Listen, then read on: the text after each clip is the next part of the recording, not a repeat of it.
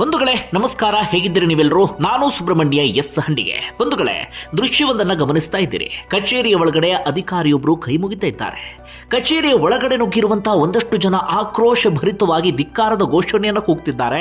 ಅಷ್ಟು ಮಾತ್ರ ಅಲ್ಲ, ದುಡ್ಡಿನ ಮಳೆಯನ್ನೇ ಅಧಿಕಾರಿಯ ಮೇಲೆ ಸುರಿತಾ ಇದ್ದಾರೆ. ಅಧಿಕಾರಿಯ ಮುಖಕ್ಕೂ ಕೂಡ ನೋಟನ್ನ ಎಸೆತಾ ಇದ್ದಾರೆ. ಎಲ್ಲಿ ನೋಡಿದ್ರೂ ಕೂಡ ದುಡ್ಡೇ ದುಡ್ಡು, ಬರೀ ದುಡ್ಡು ಕಾಣಿಸ್ತಾ ಇದೆ. ಆದ್ರೆ ಆ ಅಧಿಕಾರಿ ಮಾತ್ರ ಆ ದುಡ್ಡನ್ನ ಕೈಗೆ ಎತ್ತಿಕೊಳ್ಳುವಂತಹ ಪರಿಸ್ಥಿತಿಯಲ್ಲಿ ಇಲ್ಲ. ಅದರ ಬದಲಾಗಿ ತುಂಬಾ ದೈನ್ಯತೆಯಿಂದ ಬೇಡ್ಕೊಳ್ತಿದ್ದಾರೆ, ಕೈ ಮುಗಿತಾ ಇದ್ದಾರೆ, ದಯವಿಟ್ಟು ನನ್ನನ್ನು ಬಿಟ್ಬಿಡಿ ಅಂತ. ಸದ್ಯ ಸೋಷಿಯಲ್ ಮೀಡಿಯಾದಲ್ಲಿ ಸಿಕ್ಕಾಪಟ್ಟೆ ವೈರಲ್ ಆಗ್ತಿರುವಂತಹ ವಿಡಿಯೋ, ಕೇವಲ ವೈರಲ್ ಆಗ್ತಿರೋದು ಮಾತ್ರ ಅಲ್ಲ, ವಿಪರೀತ ಪ್ರಶಂಸೆಗೆ ಒಳಗಾಗಿರುವಂತಹ ವಿಡಿಯೋ ಕೂಡ ಹೌದು. ಹಾಗೆ ಈ ವರ್ಷದ ಆರಂಭದ ಬೆಸ್ಟ್ ವಿಡಿಯೋ ಅಂತಲೂ ಕೂಡ ಕರೆಸಿಕೊಳ್ತಾ ಇದೆ. ಏನಿದು ವಿಡಿಯೋ, ಯಾಕೆ ಈ ಪರಿಯಾಗಿ ವೈರಲ್ ಆಗ್ತಾ ಇದೆ, ಆ ಅಧಿಕಾರಿಗೆ ಜನ ಆ ರೀತಿಯಾಗಿ ಮಾಡಿದ್ಯಾಕೆ, ಒಂದಷ್ಟು ಇಂಟ್ರೆಸ್ಟಿಂಗ್ ಸಂಗತಿಯನ್ನು ನಿಮ್ಮ ಮುಂದೆ ಇಡ್ತಾ ಹೋಗ್ತೀನಿ. ಈ ವಿಚಾರವನ್ನು ನಿಮ್ಮ ಮುಂದೆ ತರೋದಕ್ಕೆ ಎರಡು ಕಾರಣ ಇದೆ. ಒಂದು, ಈ ವಿಡಿಯೋ ನೋಡಿದ ಬಳಿಕ ಆದರೂ ಕೂಡ ಲಂಚಬಾಕ ಭ್ರಷ್ಟ ಒಂದಷ್ಟು ಅಧಿಕಾರಿಗಳು ಎಚ್ಚೆತ್ತುಕೊಳ್ಳಬೇಕು. ನಮಗೂ ಮುಂದೊಂದು ದಿನ ಇಂತಹ ಪರಿಸ್ಥಿತಿ ಬರಬಹುದು, ಜನ ಎಚ್ಚೆತ್ತುಕೊಳ್ತಿದ್ದಾರೆ ಅಂತ. ಮತ್ತೊಂದು, ಜನರಿಗೆ ಇಂಥದೆಲ್ಲವೂ ಕೂಡ ಒಂದು ರೀತಿಯಲ್ಲಿ ಪಾಠ ಆಗಬೇಕು. ಯಾಕಂದ್ರೆ ನಮ್ಮಲ್ಲಿ ನಾವು ಏನಾಗಬಿಟ್ಟಿದ್ದೇವೆ ಅಂದ್ರೆ ಕುರಿ ಮಂದೆಗಳ ರೀತಿಯಲ್ಲಿ ಆಗಿಬಿಟ್ಟಿದ್ದೇವೆ. ಯಾರಾದರೂ ಲಂಚ ಕೇಳಿದ್ರು ಅಂದ್ರೆ, ಅಥವಾ ಯಾರಾದರೂ ಹಣವನ್ನ ಕೇಳಿದ್ರು ಅಂದ್ರೆ ತಲೆ ಬಗ್ಸ್ಕೊಂಡು ಸುಮ್ಮನೆ ನಿಂತ್ಕೊಂಡು ಬಿಡ್ತೀವಿ. ಅವ್ರು ಹೇಳಿದ್ದೆಲ್ಲದಕ್ಕೂ ಕೂಡ ಹೂ ಅಂದು ಅವರ ಮುಂದೆ ನೋಟನ್ನ ಇಟ್ಟು ಕೆಲಸವನ್ನ ಮಾಡಿಸ್ಕೊಂಡು ಬರ್ತೀವಿ. ಆದರೆ ಇಲ್ಲಿ ಜನ ಮಾತ್ರ ಹಾಗೆ ಮಾಡಿಲ್ಲ. ಆ ಕಾರಣಕ್ಕಾಗಿ ಇಂತಹ ವಿಡಿಯೋಗಳು, ಇಂತಹ ಘಟನೆ ನಮ್ಮೆಲ್ಲರಿಗೂ ಕೂಡ ಪಾಠ ಆಗಲೇಬೇಕು. ಈಗ ಈ ಘಟನೆಯ ವಿವರವನ್ನು ನಿಮ್ಮ ಮುಂದೆ ಇಡ್ತಾ ಹೋಗ್ತೀನಿ, ಕೇಳಿ. ಮುಂದುಗಡೆ ಈ ಘಟನೆ ನಡೆದಿದ್ದು ಗುಜರಾತ್ನ ಅಹಮದಾಬಾದ್ನ ಒಂದು ಭಾಗದಲ್ಲಿ.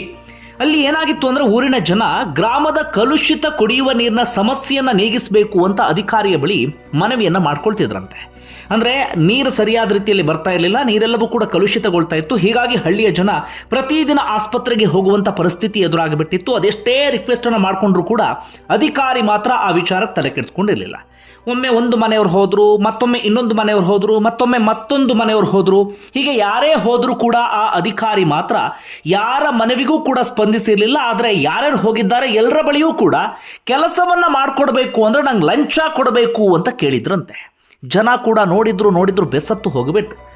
ಒಂದೆರಡು ಪ್ರಕರಣ ಆಗಿದ್ರೆ ಜನ ಸಹಿಸಿಕೊಳ್ತಾ ಇದ್ರೇನೋ, ಆದರೆ ಅಧಿಕಾರಿದು ಮತ್ತೆ ಅದು ರಿಪೀಟ್ ಆಗ್ತಿತ್ತಂತೆ. ಅಷ್ಟು ಮಾತ್ರ ಅಲ್ಲ, ಅಧಿಕಾರಿ ಹೇಳ್ತಾ ಇದ್ರಂತೆ, ಹೇಗ್ರಿ ನಾವೆಲ್ಲ ಪುಕ್ಸಟೆ ಕೆಲಸ ಮಾಡ್ಕೊಡೋದಕ್ಕೆ ಆಗ್ಬಿಡುತ್ತೆ, ಇಲ್ಲಿ ಯಾವುದು ಕೂಡ ಪುಕ್ಸಟೆ ಬರೋದಿಲ್ಲ, ನೀವು ನನಗೆ ಕೊಡಬೇಕು, ನಾನು ನಮ್ಮ ಮೇಲಾಧಿಕಾರಿ ಕೊಡಬೇಕು, ನಮ್ಮ ಮೇಲಾಧಿಕಾರಿ ಇನ್ಯಾರಿಗೋ ಕೊಡಬೇಕು. ಇದೆಲ್ಲವೂ ಕೂಡ ಒಂದು ರೀತಿಯಲ್ಲಿ ಸರ್ಕಲ್ ರೀತಿಯಲ್ಲಿ. ನಿಮ್ಗೆ ಇದ್ಯಾವುದು ಕೂಡ ಅರ್ಥ ಆಗೋದಿಲ್ಲ. ಸರ್ಕಾರಿ ಕಚೇರಿ ಅಂದರೆ, ಅಥವಾ ನಾವಿಲ್ಲಿ ಕುತ್ಕೊಂಡಿರೋದು ಪುಕ್ಸಟೆ ಕೆಲಸ ಮಾಡ್ಕೊಡೋದಿಕ್ಕಲ್ಲ, ದುಡ್ಡು ಕೊಟ್ಟರೆ ನಮಗೆ ಕೆಲಸ ಆಗುತ್ತೆ. ನೀವೆಲ್ಲೇ ಹೋದ್ರೂ ಕೂಡ ದುಡ್ಡು ಕೊಟ್ಟು ಕೆಲಸ ಮಾಡಿಸ್ಕೊಳ್ತಿರಲ್ಲ, ಹಾಗೆ ಇಲ್ಲೂ ಕೂಡ ದುಡ್ಡು ಕೊಟ್ಟು ಕೆಲಸ ಮಾಡಿಸ್ಕೊಳ್ಬೇಕು ಅಂತ ಅಧಿಕಾರಿ ತಾಕೀತನ್ನ ಮಾಡಿದ್ದಾರೆ. ಅದು ಯಾವ ಕೆಲಸಕ್ಕೆ ಹೋದ್ರೂ ಕೂಡ ಅದೇ ಮಾತನ್ನು ಹೇಳ್ತಾ ಇದ್ರು. ಗ್ರಾಮದ ಪ್ರತಿಯೊಂದು ಮೂಲಭೂತ ಸೌಕರ್ಯದ ವಿಚಾರಕ್ಕೆ ಅಧಿಕಾರಿಯ ಬಳಿಯ ಹೋಗಬೇಕಿತ್ತು, ಆದರೆ ಹಣ ಕೊಡದೆ ಯಾವ ಕೆಲಸವೂ ಕೂಡ ಆಗ್ತಾ ಇರಲಿಲ್ಲ. ಹೀಗಿರುವಾಗ ಆ ಗ್ರಾಮದ ಜನ ಒಂದು ನಿರ್ಧಾರವನ್ನು ತೆಗೆದುಕೊಳ್ತಾರೆ, ಈ ಅಧಿಕಾರಿಗೆ ನಾವು ಪಾಠ ಕಲಿಸಲೇಬೇಕು, ಜೀವನ ಪರ್ಯಂತ ಆ ಅಧಿಕಾರಿ ಮರಿಬಾರದು, ಅಂಥದ್ದೊಂದು ಪಾಠವನ್ನು ಕಲಿಸಬೇಕು ಅಂತ ನಿರ್ಧಾರವನ್ನು ಮಾಡ್ತಾರೆ. ಬಂಧುಗಳೇ, ನಾನು ನಿಮ್ಮೆಲ್ಲರಿಗೂ ಕೂಡ ಕೊಡುವಂಥ ಒಂದು ಸಲಹೆ ಏನಪ್ಪಾ ಅಂದರೆ, ಈಗ ಎಲ್ಲದಕ್ಕೂ ಕೂಡ ನೀವು ಮಾಧ್ಯಮಗಳನ್ನು ನೆಚ್ಚಿಕೊಳ್ಳಬೇಡಿ. ಈಗ ಎಲ್ಲದಕ್ಕೂ ಮಾಧ್ಯಮಗಳ ಬಳಿಯೇ ಹೋಗಬೇಕು ಅಂತಿಲ್ಲ. ಸೋಷಿಯಲ್ ಮೀಡಿಯಾ ಇದೆ, ಪ್ರತಿಯೊಬ್ಬರು ಇಲ್ಲಿ ರಿಪೋರ್ಟರ್ಗಳೇ, ಪ್ರತಿಯೊಬ್ಬರು ಇಲ್ಲಿ ಪತ್ರಕರ್ತರೆ. ನಿಮ್ಮ ಸೋಷಿಯಲ್ ಮೀಡಿಯಾ ಅಕೌಂಟ್ನಲ್ಲಿ ಇಂಥದ್ದೊಂದು ವಿಡಿಯೋವನ್ನು ಮಾಡಿ ಹಾಕಿದ್ರಿ ಅಂದ್ರೆ ಅದು ಯಾರೋ ಕಣ್ಣಿಗೆ ಬೀಳುತ್ತೆ, ಅದು ಯಾವುದೋ ರೂಪದಲ್ಲಿ ವೈರಲ್ ಆಗುತ್ತೆ, ಅದು ಗಮನಕ್ಕೆ ಬರುವಂಥವ್ರ ಗಮನಕ್ಕೆ ಬರುತ್ತೆ. ಯಾರಿಗೆ ಬಿಸಿ ತಟ್ಟಬೇಕೋ ಬಿಸಿ ತಾಗಿಯೇ ತಾಗತ್ತೆ. ಇಂಥದ್ದೆಲ್ಲವೂ ಕೂಡ ಪ್ರತಿಯೊಬ್ಬರಿಗೆ ಪಾಠ ಆಗಬೇಕು. ಇಲ್ಲೂ ಕೂಡ ಜನ ಅದನ್ನೇ ಮಾಡಿದ್ದು, ಸೋಷಿಯಲ್ ಮೀಡಿಯಾವನ್ನು ಬಳಸಿಕೊಳ್ಳುವಂಥ ನಿರ್ಧಾರವನ್ನು ಮಾಡ್ತಾರೆ. ಮೊದಲು ಮಾಡಿದಂಥ ಕೆಲಸ ಏನಪ್ಪ ಅಂದರೆ, ಗ್ರಾಮದ ಎಲ್ಲರೂ ಒಗ್ಗಟ್ಟಾಗಿ ಎಲ್ಲರಿಂದಲೂ ಕೂಡ ಹಣ ಸಂಗ್ರಹಿಸುವಂಥ ಕೆಲಸವನ್ನು ಮಾಡ್ತಾರೆ. ಒಂದು ಮೊತ್ತ ಅಂತ ಆದಮೇಲೆ ಆ ಹಣವನ್ನು ತೆಗೆದುಕೊಂಡು ಸರ್ಕಾರಿ ಕಚೇರಿಗೆ ಅಥವಾ ಈ ಅಧಿಕಾರಿಯ ಕಚೇರಿಗೆ ನುಗ್ತಾರೆ. ಕುತ್ತಿಗೆಯಲ್ಲಿ ಫಲಕ ಎಲ್ಲವನ್ನು ಕೂಡ ಹಾಕೊಂಡಿರ್ತಾರೆ, ಪ್ರತಿಭಟನೆಯನ್ನು ಮಾಡ್ತಿರ್ತಾರೆ, ಜೋರಾಗಿ ಧಿಕ್ಕಾರದ ಘೋಷಣೆಯನ್ನು ಕೂಗ್ತಿರ್ತಾರೆ.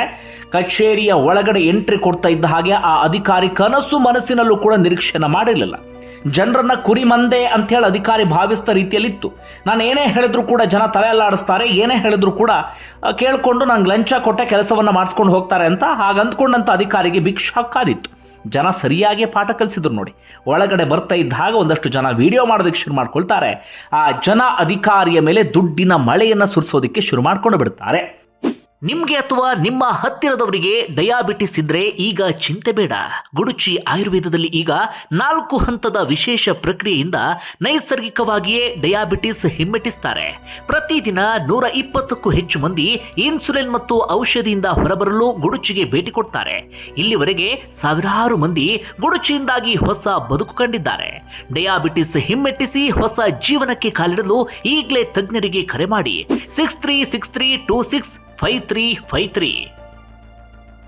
ಅಂದ್ರೆ ಈ ಮುಳ್ಳನ್ನ ಮುಳ್ಳಿಂದಲೇ ತೆಗಿಬೇಕು ಅಂತೀವಲ್ಲ, ಆ ಅಧಿಕಾರಿ ಯಾವ ರೀತಿಯಲ್ಲಿ ಜನರನ್ನ ಶೋಷಣೆಯನ್ನ ಮಾಡ್ತಾ ಇದ್ನೋ ಅದೇ ರೀತಿಯಾಗಿ ಜನರ ಪಾಠ ಕಲಿಸುವಂತ ಕೆಲಸವನ್ನ ಮಾಡ್ತಾರೆ. ಅಧಿಕಾರಿಗೆ ಹೊಡೆಯೋದು ಬಡಿಯೋದು ಮಾಡೋಕ್ಕಾಗಲ್ಲ, ಯಾಕಂದರೆ ಕಾನೂನನ್ನು ಯಾರು ಕೂಡ ಕೈಗೆತ್ಕೊಳ್ಬಾರ್ದು. ಇನ್ನು ದೂರು ಕೊಟ್ಟರೂ ಕೂಡ ಪ್ರಯೋಜನ ಇಲ್ಲ, ಯಾಕಂದರೆ ಎಲ್ಲರೂ ಕೂಡ ಅಂಥವರೇ ಆಗಿಬಿಟ್ಟಿದ್ದಾರೆ. ಹೀಗಾಗಿ ಯಾವುದೇ ರೀತಿಯಲ್ಲೂ ಕೂಡ ಪ್ರಯೋಜನ ಇಲ್ಲ.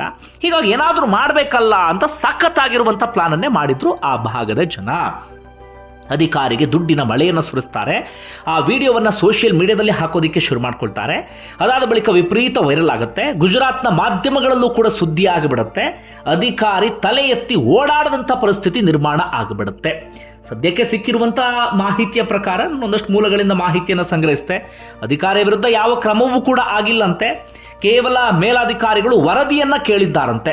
ಯಾಕೆ ಹೀಗಾಯಿತು, ಇದಕ್ಕೆ ಸಂಬಂಧಪಟ್ಟ ಹಾಗೆ ಇಂತಿಷ್ಟು ದಿನಗಳ ಒಳಗೆ ನಮಗೆ ವರದಿಯನ್ನು ಕೊಡಬೇಕು ಅಂತ ಮಾತ್ರ ಕೇಳಿದ್ದಾರಂತೆ. ವರದಿಯನ್ನು ಕೊಟ್ಟ ಬಳಿಕ ಕ್ರಮ ಆಗುತ್ತೆ, ಮತ್ತೊಂದು ಮಗದೊಂದು, ಅದೆಲ್ಲವೂ ಕೂಡ ಶುದ್ಧ ಸುಳ್ಳು. ಯಾಕಂದರೆ ಈ ಹಿಂದೆ ACB ದಾಳಿ, ಬೇರೆ ಬೇರೆ ದಾಳಿಯನ್ನು ಗಮನಿಸಿದ್ವಿ. ಒಂದು ಉದಾಹರಣೆ ಕೊಡ್ತೀನಿ ಕೇಳಿದ್ರ ನಡುವೆ. ಈ ಹಿಂದೆ ನೀವು ಗಮನಿಸಿರಬಹುದು, ನೀರು ಹೋಗುವಂಥ ಪೈಪಲ್ಲೆಲ್ಲ ಹಣ ಸಿಕ್ಕಿಬಿಟ್ಟಿತ್ತು. ಭಯಂಕರ ಸುದ್ದಿ ಆಗಿಬಿಟ್ಟಿತ್ತಾಗ. ಅಯ್ಯೋ, ಅಲ್ಲಿ ದುಡ್ಡು ಸಿಕ್ತಂತೆ, ಇಲ್ಲಿ ದುಡ್ಡು ಸಿಕ್ತಂತೆ ಅಂತ. 1 ತಿಂಗಳಾದ್ಮೇಲೆ ಅಧಿಕಾರಿ ಅದೇ ಕುರ್ಚಿಯಲ್ಲಿ ಹೋಗಿ ಕುತ್ಕೊಂಡು ಕೆಲಸ ಮಾಡ್ತಿದ್ದಾರೆ ನಮ್ಮ ಬೆಂಗಳೂರಲ್ಲೇ. ಇದು ನಮ್ಮೆಲ್ಲರ ಹಣೆ ಬರಹ. ಇಲ್ಲೂ ಕೂಡ ಆಗಿದ್ದದೆ. ಮೇಲಾಧಿಕಾರಿಗಳು ವರದಿಯನ್ನು ಕೇಳಿದ್ದಾರಂತೆ. ವರದಿ ಕೇಳಿ ಎಲ್ಲವನ್ನು ಕೂಡ ಪರಿಶೀಲಿಸಿ ಆನಂತರ ಕ್ರಮ ತಗೊಳ್ತೀವಿ ಅಂತ ಹೇಳಿದ್ದಾರಂತೆ. ಸದ್ಯಕ್ಕೆ ಈ ದುಡ್ಡಿನ ಮಳೆಯನ್ನು ಸುರಿಸಿಕೊಂಡಿರುವಂಥ ಅಧಿಕಾರಿ ಕಚೇರಿಗೆ ಬರ್ತಿದ್ದಾರೆ. ಆದರೆ ಆದಂಥ ಪ್ರಯೋಜನ ಏನಪ್ಪ ಅಂದರೆ, ಆ ಗ್ರಾಮಸ್ಥರ ಬಗ್ಗೆ ಒಂದು ಆತಂಕ ಶುರುವಾಗಿಬಿಟ್ಟಿದೆ. ಜನ ಸುಮ್ಮನಿರಲ್ಲ ಅಂಥೇಳಿ ಮುಂದೆ ಕೆಲಸ ಮಾಡಿಕೊಡಬಹುದು ಎನ್ನುವಂಥ ನಿರೀಕ್ಷೆಯೂ ಕೂಡ ಜನರಿಗಿದೆ. ಜೊತೆಗೆ ಅಧಿಕಾರಿಯ ಮಾನ ಮರ್ಯಾದೆಯನ್ನು ರಾಷ್ಟ್ರ ಮಟ್ಟದಲ್ಲಿ ಹೇಗೆ ತೆಗಿಬೇಕು ಹಾಗೆ ಆ ಭಾಗದ ಜನ ತೆಗೆದಿದ್ದಾರೆ. ಬೇರೆ ಏನೇ ಪ್ರತಿಭಟನೆ ಮಾಡೋದು ಅಥವಾ ಬೇರೆ ಯಾವುದೇ ರೀತಿಯಲ್ಲಿ ಜನ ಪಾಠವನ್ನು ಕಲಿಸ್ತೀವಿ ಅಂತ ಹೋಗಿದ್ರು ನ್ಯಾಷನಲ್ ಮಟ್ಟದಲ್ಲಿ ಸುದ್ದಿ ಆಗ್ತಿರ್ಲಿಲ್ಲ. ಆದರೆ ಇಡೀ ದೇಶಾದ್ಯಂತ ಇದೀಗ ಸುದ್ದಿ ಆಗ್ತಾ ಇದೆ. ಸೋಷಿಯಲ್ ಮೀಡಿಯಾದಲ್ಲಿ ವಿಪರೀತ ವೈರಲ್ ಆಗ್ತಾ ಇದೆ. ಯಾರೂ ಕೂಡ ನೆಗೆಟಿವ್ ಕಾಮೆಂಟ್ಸ್ ಮಾಡ್ತಿಲ್ಲ, ಅದರ ಬದಲಾಗಿ ಜನರನ್ನು ಪ್ರಶಂಸಿಸುವಂಥ ಕೆಲಸವನ್ನು ಮಾಡ್ತಿದ್ದಾರೆ. ಬಂಧುಗಳೇ, ಪ್ರತಿಯೊಬ್ಬರು ಕೂಡ ಹೀಗೆ ಪಾಠವನ್ನು ಕಲಿಸಬೇಕು. ಯಾವತ್ತೂ ಕೂಡ ಮುಳ್ಳನ್ನು ಮುಳ್ಳಿಂದಲೇ ತೆಗೆಯುವಂಥ ಕೆಲಸವನ್ನು ಮಾಡಬೇಕು. ಇಲ್ಲೂ ಕೂಡ ಜನ ಅಚ್ಚುಕಟ್ಟಾಗಂಥದ್ದೊಂದು ಕೆಲಸವನ್ನು ಮಾಡಿಬಿಟ್ರು. ಗುಜರಾತ್ ಎಂದು ಹೇಳ್ತಾ ಇದ್ವಿ, ಭಾರಿ ಹಾಗಿದೆ ಹೀಗಿದೆ, ಅಲ್ಲಿ ಲಂಚಬಾಕರಿಲ್ಲ, ಭ್ರಷ್ಟಾಚಾರಿಗಳಿಲ್ಲ, ಎಲ್ಲದಕ್ಕೂ ಕೂಡ ಕಡಿವಾಣ ಹಾಕಲಾಗಿದೆ ಅಂತ. ಆದರೆ ಅಲ್ಲೂ ಕೂಡ ಅದೇ ಹಣೆ ಬರಹ, ನಮ್ಮಲ್ಲೂ ಕೂಡ ಅದೇ ಹಣೆ ಬರಹ. ಯಾರೇ ಬಂದರೂ ಕೂಡ ಸದ್ಯಕ್ಕಂತೂ ಇದನ್ನು ಬದಲಿಸೋಕೆ ಸಾಧ್ಯವೇ ಇಲ್ಲ. ಯಾಕಂದರೆ ವ್ಯವಸ್ಥೆ ಹಾಗೆ ಹೋಗ್ತಾ ಇದೆ. ಅವ್ರು ಲಂಚ ತಗೊಳ್ತಾರೆ, ನಾವು ಲಂಚ ಕೊಡೋದಿಕ್ಕೆ ರೆಡಿ ಇದ್ದೇವೆ. ಇದು ಇಲ್ಲಾಗಿರುವಂಥ ವ್ಯವಸ್ಥೆ. ನಾವ್ಯಾರು ಕೂಡ ಪ್ರತಿಭಟಿಸಲ್ಲ, ನಾವ್ಯಾರು ಕೂಡ ಆಕ್ರೋಶವನ್ನು ವ್ಯಕ್ತಪಡಿಸೋದಿಲ್ಲ, ಏನೂ ಮಾಡಲ್ಲ. ಅವ್ರು ಕೇಳ್ತಾರಾ, ನಾವು ತಲೆ ಬಗ್ಸ್ಕೊಂಡು ಕೇಳ್ತೀವಿ, ತಲೆ ಬಗ್ಸ್ಕೊಂಡು ಅವ್ರಿಗೆ ಬೇಕಾದಂಥ ಹಣವನ್ನು ಕೊಟ್ಟು ಬರ್ತೀವಿ. ಅಧಿಕಾರಿಗಳನ್ನ ಪ್ರಶ್ನೆ ಮಾಡುವಂಥ ಧೈರ್ಯವನ್ನು ನಾವ್ಯಾರೂ ಕೂಡ ಪ್ರದರ್ಶನ ಮಾಡೋದಿಲ್ಲ. ಹೀಗಾಗಿ ನಮ್ಮ ವ್ಯವಸ್ಥೆ ಹೀಗಿದೆ. ನಾವು ಎಲ್ಲಿವರೆಗೆ ಬದಲಾಗೋದಿಲ್ವೋ ಅಲ್ಲಿಯವರೆಗೂ ನಮ್ಮ ವ್ಯವಸ್ಥೆ ಬದಲಾಗೋದಕ್ಕೆ ಸಾಧ್ಯವೇ ಇಲ್ಲ. ನಾವೆಲ್ಲಿವರೆಗೆ ಬದಲಾಗೋದಿಲ್ವೋ ಅಲ್ಲಿಯವರೆಗೆ ನಾವು ಈ ಅಧಿಕಾರಿಗಳನ್ನು ಅಥವಾ ಈ ವ್ಯವಸ್ಥೆಯನ್ನು ದೂಷಿಸೋಕ್ಕೂ ಕೂಡ ಸಾಧ್ಯ ಆಗೋದಿಲ್ಲ. ನಟ ಉಪೇಂದ್ರ ಅವರು UI ಸಿನಿಮಾದಲ್ಲಿ ಇದನ್ನೇ ಹೇಳಿದ್ದು. ಬಂಧುಗಳೇ, ಏನಿಸುತ್ತೆ ಕಮೆಂಟ್ ಬಾಕ್ಸಲ್ಲಿ ಮೆನ್ಷನ್ ಮಾಡಿ. ಧನ್ಯವಾದ ವಿಡಿಯೋ ನೋಡಿದ್ದಕ್ಕಾಗಿ.